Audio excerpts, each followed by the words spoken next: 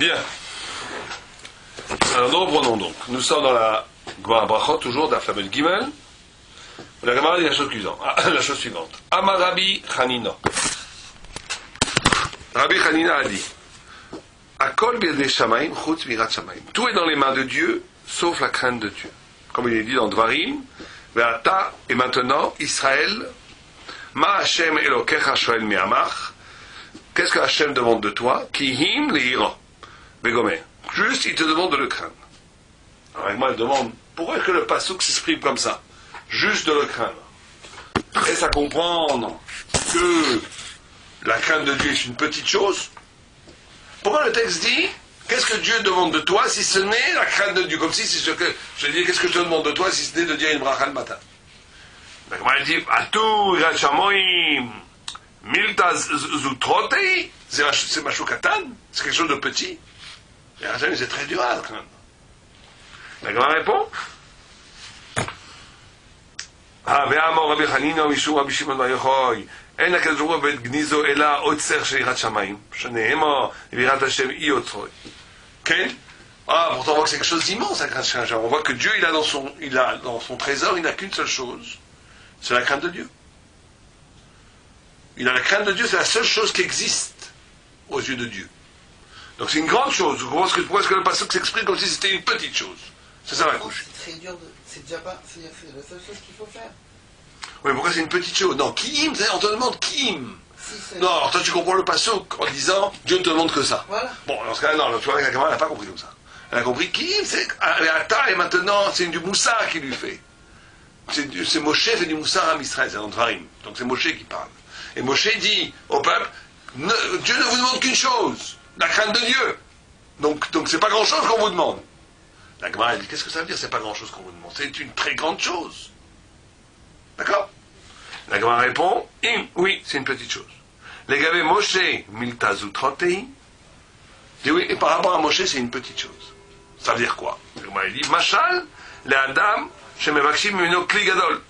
Un homme, on lui demande, il a, je sais pas moi, il a un ordinateur qu'on trouve dernier modèle, d'accord? Lui, il l'a, c'est une petite chose, une fois que tu l'as, c'est une petite chose. Quand tu l'as pas, ça te paraît inaccessible. Donc c'est la même chose que Michal et Adam, שמבקשים ממנו כלי גדול ויש לו, דומה עליו ככלי קטן. כן, קטן, quelque chose de petit, ואין לו דומה עליו ככלי גדול. ככלי גדול. Par contre, que tu l'as pas, ça paraît toujours grand. Ok, ça c'est une Gemara très énigmatique, du début jusqu'à la fin. Une Gemara incroyablement énigmatique. En commençant depuis le début. D'abord la Gemara dit, tout est dans les mains de Dieu sauf la crainte de Dieu. Ça veut dire quoi? Ça c'est simple, l'explication classique que les commentateurs disent.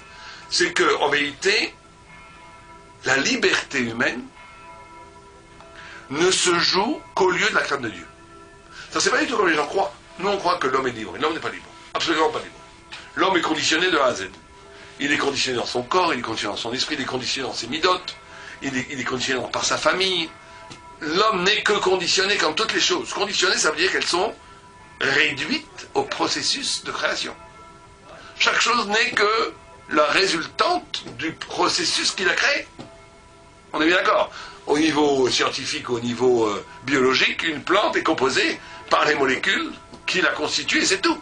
Et une plante ne peut pas voler puisqu'elle n'a pas les molécules qui permettent de voler, elle n'a pas les ailes, etc., etc. Pareil pour le poisson, pareil pour toutes choses. L'homme est pareil. Et même au niveau de l'esprit, l'homme est complètement conditionné.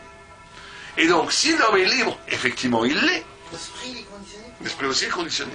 L'esprit produit des concepts à partir d'un processus cérébral qui est tout à fait conditionné. Mais on peut arriver à des choses extraordinaires. Or, tu ne peux arriver à des choses extraordinaires que si tu touches à ta liberté. Or, ta liberté, c'est ça le truc intéressant.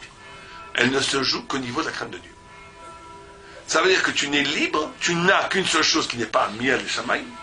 La seule chose que tu as réellement, c'est la possibilité de craindre Dieu ou ne pas craindre Dieu. Alors c'est tout à fait bizarre. Tu pourrais dire, tu as la possibilité d'aller à droite ou à gauche. Tu as la possibilité de travailler ou de ne pas travailler. Tu as mille libertés. Pourquoi réduire la liberté à la question de la crainte de Dieu? Pourquoi? Qu'est-ce que le texte veut nous dire par là? Tous les actes qui renvoient à ça. Oui, tous les actes renvoient à ça, tu as raison, mais pourquoi?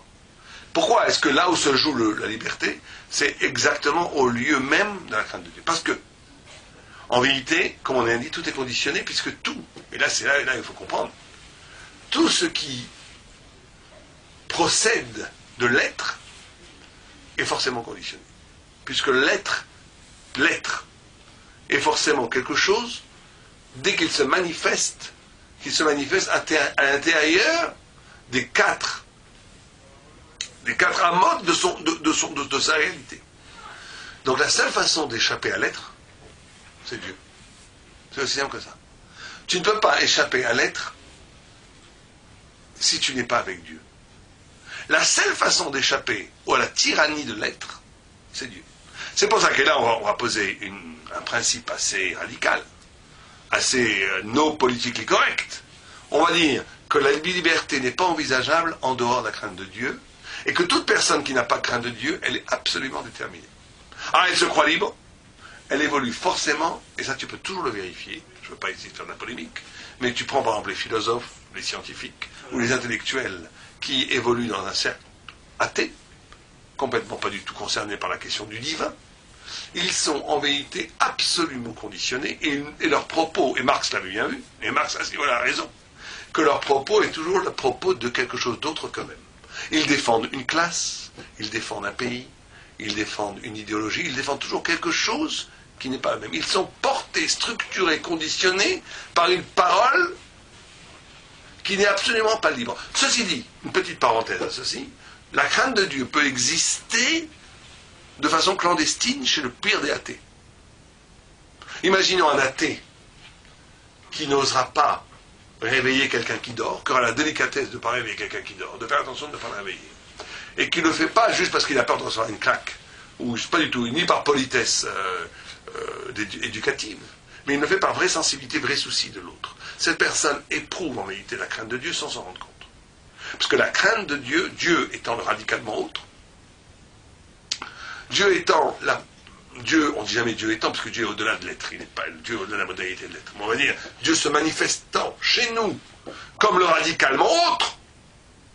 Ce radicalement autre s'éprouve dans l'éthique.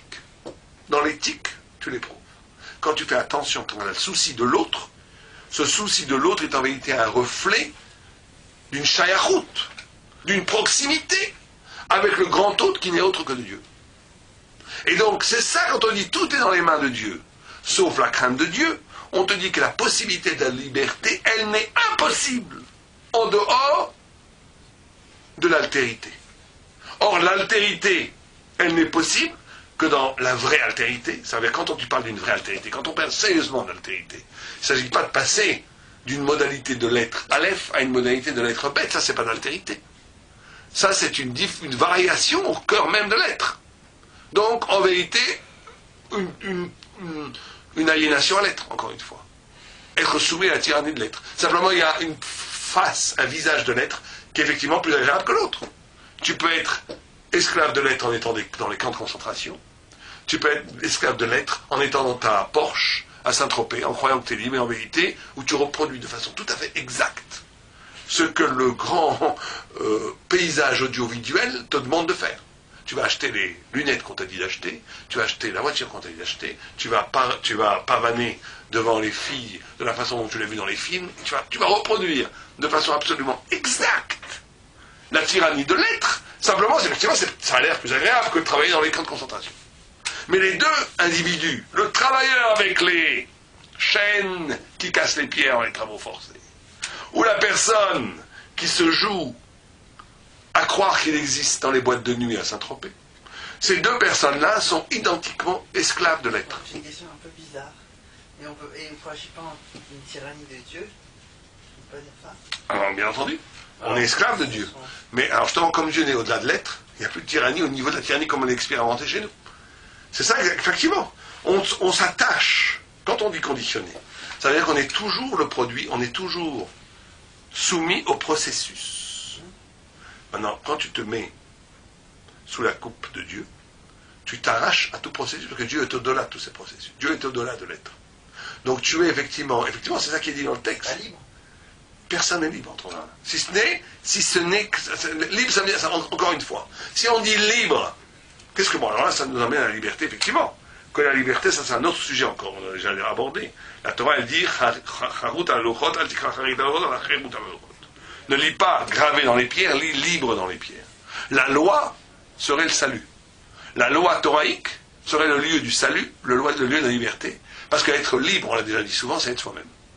Mais comme justement, être libre, la définition de la liberté pour la Torah, ce n'est pas le pouvoir de faire que ce que je veux, ça c'est pas la liberté. La liberté, c'est le pouvoir de devenir soi-même. Or, l'homme étant constitué de façon ontologique, de chair et de divinité, puisqu'il est créé par le souffle de Dieu, cette combinaison-là fait qu'effectivement il ne peut devenir libre que s'il est collé à Dieu. Il ne peut devenir lui-même que s'il est collé à Dieu. Mais nous on essaie d'expliquer de façon un peu plus philosophique le fait que la seule façon de... pourquoi est-ce que la Torah nous dit, parce qu'après elle aurait pu dire, si c'était ça le sujet de la Gemara, elle aurait dit, tout est dans les mains de Dieu, sauf les mitzvot. Dès que tu fais les mitzvot, tu deviens libre, et que tu deviens toi-même, d'accord? Or la Gemara elle est plus précise que ça. La Gemara elle dit, tout est dans les mains de Dieu, sauf la crainte de Dieu. C'est la crainte de Dieu. La notion de crainte, c'est aussi intéressant. Pourquoi est-ce qu'il n'a pas écrit l'amour de Dieu? Pourquoi est-ce qu'il a écrit la crainte de Dieu? Parce que justement, la crainte, la mida de crainte, c'est la mida de daï, du kel shakai. Kel shakai, le Dieu qui dit stop. La notion de crainte, c'est pouvoir s'arrêter. J'ai envie de voler, je ne vole pas. J'ai envie de frapper quelqu'un qui m'énerve, je ne le frappe pas. J'ai envie de tuer quelqu'un qui m'agresse, je ne le tue pas. J'ai envie de voler la femme de mon prochain parce qu'elle est belle, je ne le fais pas. Alors on peut faire tous ces interdits comme des interdits sociaux, ça n'a pas grand intérêt. Je ne vole pas mon prochain parce que j'ai peur qu'on me vole. On peut dire que c'est aussi la flamme du... Bon, on peut dire effectivement en dernière instance, en employant les termes malthusériens, en dernière instance, toutes les sociétés goy qui profèrent aussi une certaine morale, bien entendu, puisque la société est basée sur la morale. Ne pas voler, ne pas tuer. Mais en première instance, en réalité, c'est là que pour protéger la richesse du riche, et que pour éviter la révolution, on donne de l'argent aux pauvres, et pour éviter l'anarchie, on interdit le vol. Mais on peut dire que le souci du non anarchique, et même le souci de la propriété, en essence, en dernière instance, elle renvoie effectivement au visage divin de l'humain, qui est l'éthique. Effectivement, tu peux dire ça, tout à fait. Mais ce qui nous intéresse, nous, c'est de dire que le désengagement de l'être, le désessissement de la tyrannie de l'être, elle passe par le fait que je suis capable d'altérité. Et cette capacité d'altérité, elle passe d'afka par la crainte de Dieu. Parce que la crainte de Dieu, c'est l'expérience. L'amour de Dieu, c'est une écoute. C'est pas forcément, c'est un collage. C'est un amour, une transe, où fait que en vérité, moi, je me donne complètement à Dieu. Je ne fais pas tellement l'expérience d'altérité aussi radicalement que dans la crainte. La crainte de Dieu, dans la crainte de Dieu, se joue l'expérience de l'altérité. Ça veut dire quoi l'expérience d'altérité, elle va se jouer au niveau du même. Au niveau du même. Dans l'amour de Dieu, j'ai déjà dépassé le problème. Dans la crainte de Dieu, j'ai envie de voler, je ne vole pas. Pourquoi je ne vole pas quand j'ai envie de voler? Quand c'est une vraie tentation. Je parle ici d'une vraie tentation.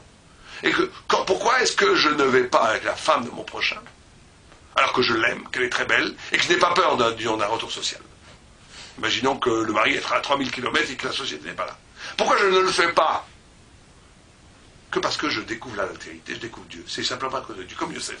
Yosef, en Égypte, n'a pas touché à la femme de Potiphar, pas parce qu'il avait peur de Potiphar ou de quoi que ce soit, que parce qu'il voyait le visage de son père, qui était en réalité l'épiphanie divine, qui voyait la révélation divine.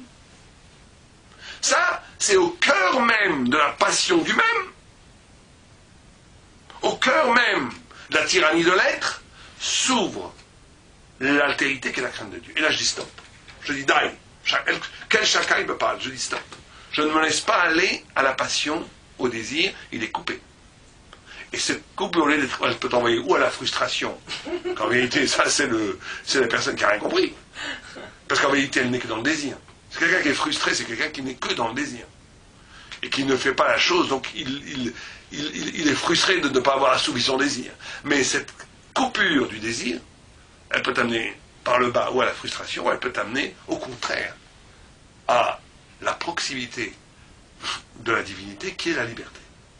qui est l'arrachement de l'être, la vraie existence, et qui t'amène au contraire à une dimension de toi-même qui est beaucoup plus haute, beaucoup plus forte que le désir immédiat d'exister. Pour ça qu'il a écrit, tout est dans la main de Dieu, sauf tout est dans la main de Dieu. Ça veut dire que tout est conditionné dans l'être. Tout vient de Dieu. Tout est structuré par la loi, qu'elle soit loi de la nature, qui est aussi la loi de Dieu, ou qu'elle soit même loi spirituelle. Mais est-ce que ça rentre dans la zone de tous les actes du quotidien qui sont décidés par Dieu ou bien non? Ça dépend comment on vit. Si Non, quelqu'un... mais par rapport à l'agma. Bien sûr, si quelqu'un vit sans crainte de Dieu, tous ses actes, il sera complètement instrumentalisé. C'est ce que la Gemara elle dit. La Gemara elle dit qu'un homme, pourquoi on appelle Marchefa, Marchefa, pourquoi on appelle la sorcière une sorcière? Parce qu'elle a la capacité de makrish les décrets divins. Incroyable texte. Rashi explique, parce que quelqu'un ne devait pas mourir, un sorcier peut le tuer. Ah, pourtant Dieu a prévu qu'il ne mourrait pas. Un sorcier peut le tuer. Pourquoi? Parce que si une personne devient passive, au point où elle n'a plus de liberté, elle s'instrumentalise, elle n'a plus de destin. Elle n'a plus de destin, elle est comparable à une boîte de plastique qui peut être brisée par ta liberté. Tu comprends? Si j'arrive et je prends une boîte de plastique et je la détruis, tu ne vas pas me poser la question, mais comment ça se fait que ta liberté de détruire la boîte de plastique, elle a entravé la liberté de boîte de plastique? La boîte en plastique, elle ne voulait pas être brisée. Qu'est-ce que tu vas me répondre? Elle n'avait pas de liberté, elle n'a pas de conscience, elle n'a rien. Donc c'est pas du tout un problème philosophique de dire qu'un homme a le droit de détruire une boîte en plastique. Maintenant, quand un homme va tuer un homme, tu vas poser la question beaucoup plus fondamentale. Tu vas dire, comment ça se fait qu'un homme, sa liberté peut le mener jusqu'au meurtre? Alors c'est très bien que lui soit libre, mais comment ça se fait que le sujet va payer la liberté? Comment ça se fait que la victime va être tributaire à la liberté de l'assassin? Comment une chose comme ça est possible, Birklal? La réponse, c'est que cette personne a été... Si elle est... Alors, de où elle devait mourir, et elle devait mourir de n'importe quelle façon, simplement, et lui, il a choisi d'être le shliach de Dieu, ou bien une personne ne devait pas mourir. Mais elle est tellement victime du désir de l'autre, elle n'a tellement pas d'autonomie, tellement pas de liberté, qu'elle son existence est réduite au niveau elle est instrumentalisée au niveau de l'objet. Elle ressemble à une boîte en plastique. Elle n'a plus de liberté du tout. Elle s'est livrée corps et âme à l'être. Donc elle devient un objet de l'être. Et donc elle devient soumise à la liberté de l'autre. Soumise à la liberté de l'autre. C'est ça qu'on nous dit. Première chose qu'on dit. Alors après on nous dit quelque chose d'assez fulgurant. Puisqu'on nous dit, est-ce que c'est une petite chose? C'est une grande chose. Puisqu'on dit que Dieu n'a que ça dans son trésor. Il n'a que ça dans son trésor. Là aussi c'est très intéressant, on ne va pas rentrer. La Torah ne fait jamais chas v'shalom de théologie, ne parle jamais du côté de Dieu. Parce que celui qui parle du côté de Dieu, c'est un fou furieux. On ne sait jamais le côté de Dieu. C'est ce que Yagma, aucun œil ne l'a vu. Même après la mort, personne ne l'a vu. Donc on ne parle jamais chas v'shalom de Dieu lui-même, chas v'shalom. On parle toujours de sa révélation, comme il se manifeste à nous. Mais ici on nous dit que Dieu, comme il se manifeste à nous, la seule chose qu'il a qui n'est pas de lui, c'est les fruits de notre liberté. La seule chose, le trésor qu'il a, lui, c'est qu'on lui a offert notre liberté en faisant en utilisant notre liberté pour nous donner totalement à lui. Ça, c'est la crainte de Dieu. C'est la seule chose que Dieu a dans les mains. Puisque le reste, il n'a pas besoin de l'avoir, parce qu'il le crée, il fait ce qu'il veut. Mais une chose qu'il nous a laissé, le retrait de la divinité, c'est le plus grand chesed d'ailleurs que Dieu a pu faire à l'homme. Le plus grand chesed, le plus grand acte d'amour que Dieu a fait à l'homme, c'est de lui donner une place. C'est ça l'amour. L'amour, c'est d'être capable de donner à l'autre sa place. C'est pour ça que le plus haut degré de Daka, c'est pas donner de l'argent aux gens, c'est aussi bien entendu, c'est de leur donner un travail. Parce que tu leur donnes une autonomie. Ça c'est le plus grand acte d'amour que tu peux faire. Or, paradoxalement, Dieu, comme il aime l'homme, et qu'il aime Am Israël, encore plus que les hommes, qu'il aime les Juifs, il a donné à Am Israël, et à l'homme aussi, en général, la possibilité de s'éloigner de lui, pour que quand l'homme s'approche de Dieu, cette approche lui est considérée comme autonome, comme si de lui-même il avait créé cette approche. Et donc ça, c'est le plus grand acte d'amour que Dieu a pu faire à la création. De donner, comme lui est autonome, comme Dieu n'a besoin de rien, il a créé une seule chose au monde qui est comparable à Dieu, et c'est ça le Tselem Elohim. C'est là d'être ressemblé, d'être l'homme créé à la ressemblance de Dieu, à l'image divine. La notion d'image divine, c'est ça. C'est que toutes les choses, même les anges, sont absolument déterminés. Ils n'ont aucune liberté. Et par ça, ils sont très loin de Dieu. Puisque Dieu est absolument libre. Dieu peut faire absolument tout ce qu'il veut. Et donc, il crée une créature qui s'appelle l'homme, qui ressemble à Dieu, qui lui aussi peut faire ce qu'il veut. Au niveau de sa liberté. Au niveau de la liberté, la Bechira, c'est le lien de la ressemblance avec la divinité, avec Dieu. Alors plus on est grand, plus on a une plus grande liberté. Plus on est grand, plus on est plus en liberté, bien entendu. Plus on est grand, plus la liberté est immense. Parce que plus on est petit, moins il y a de choix. Plus on grandit, plus on est exposé à une infinité de choix, et plus les choix deviennent DAC. Plus les choix deviennent DAC. Plus quelqu'un devienne fin. Quelqu'un qui est de grossier, il n'aura pas de grandes épreuves. Il va avoir des épreuves évidentes de ne pas tuer, de ne pas voler. Plus quelqu'un va grandir, plus ces épreuves vont être énormes. Il va avoir des épreuves qui vont être de plus en plus fines et de plus en plus difficiles. Par exemple, il peut tuer quelqu'un avec un mot. Il peut faire revivre quelqu'un avec un mot. Il peut choisir en une fraction de seconde par sa sensibilité, quand on lui donne du kavod, de transformer cet honneur qu'on lui donne, de se l'approprier ou le renvoyer à Dieu. Et ce sont des milliers de petits choix comme ça que le grand va être jugé. Beaucoup plus que le petit, parce que le petit ne connaît pas tout ça. Il n'a pas la conscience assez fine, assez éveillée, assez élaborée pour se poser ce genre de problématiques. Lui, ces problématiques, elles sont grossières. Voler, ne pas voler, pécher ou ne pas pécher. Et plus quelqu'un grandit, plus ses choix se multiplient, et plus ses choix s'affinent. Et plus c'est difficile. Plus c'est difficile, plus c'est... Et ça a l'air de rien. Un vrai gadol, il a l'impression de gagner son lavaba et perdre son lavaba à chaque seconde. Parce que tout est un grand enjeu. Il n'y a pas un moment de la vie qui n'est pas un grand enjeu pour un gadol, pour un grand dans la Torah. Et donc on nous dit quelque chose ici de remarquable. On nous dit, oui, effectivement, pour Moshe, c'est quelque chose de petit. Et pour le peuple, c'est quelque chose de grand. Et la Gemara s'amuse à nous faire un machin, une parabole. Comme quelqu'un qui n'aurait pas, quand tu as un cli, ça te paraît qu'il est petit. Quand tu l'as pas, ça te paraît qu'il est grand. Qu'est-ce que c'est que cette histoire? Et aussi, si on n'a pas le temps de faire du Yiyun dans la Gemara, mais si tu regardes la Gemara, c'est très intéressant. Parce que la Hirat Shamayim en vérité, c'est grand ou c'est petit? Ça dépend si on l'a ou pas. Si on l'a ou l'a pas. Non, mais en vérité, non, la Gemara dit que la Gemara dit que le Passouk c'est grand. Mais pourquoi est-ce que ça a l'air petit? Parce que Moshe, il l'avait, mais en vérité c'est grand en soi. Mais quand tu l'as, ce qui est grand, te paraît petit. Or, la suite du machin, il ne va pas après ça, parce qu'il dit Katan ve'eno domé alav kekli gadol. Katan, c'est petit. Et il n'a pas, ça lui paraît grand. Si on aurait dû faire le machin, on aurait dû dire gadol ve'eno. On n'aurait pas dû dire Katan ici, à la fin. Puisqu'on dit que la Hirat Shamayim en soi, c'est gadol. Donc la fin du machin ne va pas. On aurait dû dire, en vérité c'est gadol. Mais comme Moshe il a, ça lui paraît Katan. Moshe Enken pour le peuple, qui ne l'a pas, ça reste gadol, à plus forte raison. Parce que c'est gadol, et parce qu'il ne l'a pas. Maintenant on dit Katan, on revient que c'est Katan. Alors on a déjà démontré que c'est pas Katan. Donc dans le psal, la Gemara, c'est bizarre. Bon, ça c'est un truc, on n'a pas le temps d'en parler sur le moment. Mais c'est aussi un sujet d'étude dans la Gemara elle-même. Donc on nous dit, alors qu'est-ce que c'est que cette histoire? Qu'est-ce que c'est que cette histoire? Quand tu l'as, quand tu l'as pas. De quoi est-ce qu'on nous prend pas? De quoi parle-t-on? Qu'est-ce que ça veut dire quand tu as quelque chose, c'est pas, tu l'as pas, t'es grand, ça paraît grand, quand tu l'as, ça paraît petit. De quoi parle-t-on?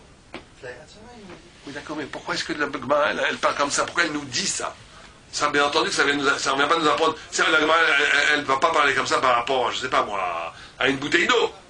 Alors? T'as soif, t'as pas de bouteille d'eau, ça te paraît un truc immense. Bien sûr que non, une bouteille d'eau, ça va être une petite bouteille d'eau. Non, ça vient nous dire la chose, ce qu'on avait dit au début. C'est que la crainte de Dieu, c'est en essence ton essence. C'est toi. C'est pour ça que quand tu l'as, ça paraît pas grand. Parce que c'est une évidence. L'homme, la structure, la subjectivité humaine, elle est faite d'être et de non-être. Être ou ne pas être, là est toute la question. L'homme, il est fait d'être, il est, et en même temps, il n'est pas. Il est parce qu'il est créé, mais il n'est pas parce qu'il est sous une tsura, sous une forme de subsistance, une forme de création, où son être se conjugue avec quelque chose qu'il n'est pas encore, et qu'il doit être. Ça, c'est tout l'homme. L'homme, c'est être ou ne pas être, là est toute la question. L'homme, c'est être ou ne pas être, là est toute la question. C'est une forme d'étincelle divine qui a été perdue dans la littérature de Hamlet, qui a dit cette phrase-là, qui est tout à fait, qui est la Torah elle-même. Être ou ne pas être. Ça veut dire quoi être ou ne pas être, la question? Ça veut dire que l'homme est structuré de cette façon-là, qu'il est en même temps, parce qu'il est, mais en même temps il n'est pas. Pourquoi il n'est pas? Parce qu'il est, il est à venir, il doit devenir. Et ce devenir, c'est la crainte de Dieu. C'est la crainte de Dieu, c'est cette façon d'appartenir en essence à un ordre qui n'est pas un ordre terrestre, mais un ordre divin. C'est la crainte de Dieu. C'est pour ça que quand tu l'as, ça te paraît petit parce que c'est moi. C'est une évidence. Est-ce que tu te... On devrait en réalité, mais est-ce que tu chantes à l'aile tous les matins d'être ce que tu es? Non. Tu es ce que tu es, et puis c'est tout. Tu t'en fais pas tu es fier, mais t'en fais pas un motif d'admiration perpétuelle. Non, il ne faut pas. C'est la gava, c'est pas intéressant. Non.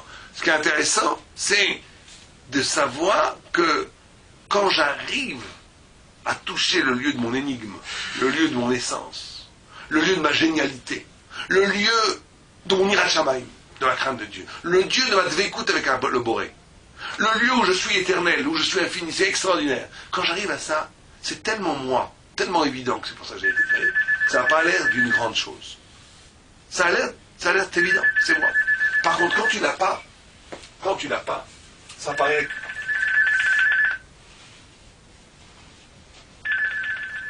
Quand tu l'as pas, ça paraît quelque chose d'immense. D'immense. D'immense. Parce que justement, ce qui manque le plus fondamentalement à toi, c'est toi-même. Ce qui te manque, le plus grand challenge dans la vie, c'est d'être toi-même. Le plus grand challenge dans la vie, c'est d'arriver à l'Eirat Shamayim. C'est le plus grand challenge. C'est infiniment plus dur, infiniment plus large, infiniment plus épopique. C'est une épopée infiniment beaucoup plus grande. C'est épique. C'est de devenir soi-même. Devenir soi-même, pas au sens qu'on connaît toi, à travers de Platon ou de Nietzsche, mais au sens afour. De devenir ce pourquoi tu as été créé. Que tu n'es pas encore. Tu n'es pas encore. C'est pas connaître toi-même, c'est déjà là dans l'inconscient ou je sais pas où. Non. Rejoins l'énigme. Rejoins ta grandeur. Ta grandeur, elle est absolument pas... Et elle est immense, elle est inaccessible pratiquement. Mais le paradoxe, c'est que quand tu arrives, c'est évident que c'est ça. C'est ça que la Gemara, elle dit qu'un tzaddik, le tzaddik et le rachat, tous les deux, ils pleurent après la mort. Quand il va venir le Yetzirah. Quand à la fin des temps, quand on va faire la shrita du Yetzirah, le tzaddik et le rachat, ils pleurent. Le tzaddik, il pleure parce qu'il voit que c'est immense ce qu'il a traversé. Il est content. Et il est content. Et il pleure de joie. Le rachat, il dit, mais c'était ça, c'est un fil de cheveux, je ne l'ai pas fait. Parce que là, il voit à l'envers. Il voit ce qu'il aurait dû faire, c'était rien. Soit, deviens grand. C'est tout près de toi. Mais en même temps, c'est infiniment. C'est les deux en même temps. C'est les deux en même temps. C'est pour ça que Moshe Rabbeinu, il dit au peuple juif, Dieu ne vous demande qu'une chose. La crainte de Dieu. C'est immense. Oui, c'est immense que vous ne l'avez pas. Mais dès que vous rentrez dans ce système, ça devient évident. C'est très dur. C'est très dur et en même temps pas très dur. C'est un saut ontologique à faire. C'est un choix. Un choix d'appartenir à l'infini. Il faut choisir d'appartenir à l'infini. Il faut choisir de devenir grand. Il faut choisir de devenir grand, effectivement. C'est un choix. C'est pas juste ça. Non, quand tu fais le choix, après, les conséquences sont beaucoup plus faciles. Il faut faire un choix profond. Un choix profond. Un choix étanique. Un choix de titan à l'intérieur de toi.